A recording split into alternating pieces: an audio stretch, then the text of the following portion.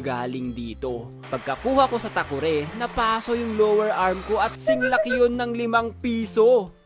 Nagtubig yung sugat at iniingatan ko na hindi yun pumutok. Potek yan, ma friends. Nung pag-igib ko ng tubig sa drum, kumuskos yung lower arm ko sa drum at nakita ko yung muscle tissues ko na nawalan ng skin. Aray! Tumama yung mukha ko sa semento. Dati nung mga bata kami, uso dati yung pasikatan na kayang maglakad gamit ang 2 kamay. Ako, syempre, gusto ko rin ma-master yun. Nung nagpra-practice ako ng ganun, putik nang hina yung kanang kamay ko at bumigay.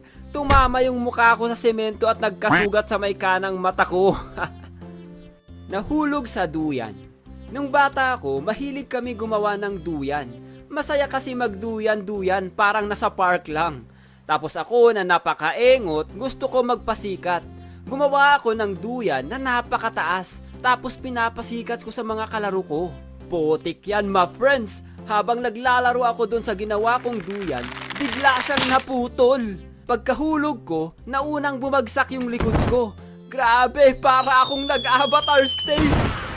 Hindi ako makahinga that time, basta para akong binalibag sa sahig. Siyempre sinabi ko sa mama ko na nahulog ako sa duyan at pinagalitan ako.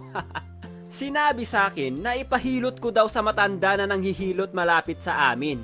Pagkahilot sa akin no, grabe ba? Parang matatanggal yung buto ko sa likod.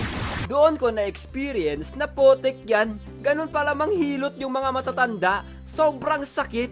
Hindi ka pwedeng magreklamo dahil mas lalo nilang didiinan yung paghilot.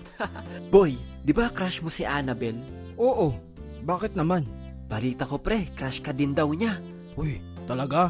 Baka pinagidripan nyo lang ako ah. Hindi nga, narinig ko sa kanila, puging-pugi daw si Annabelle sa'yo.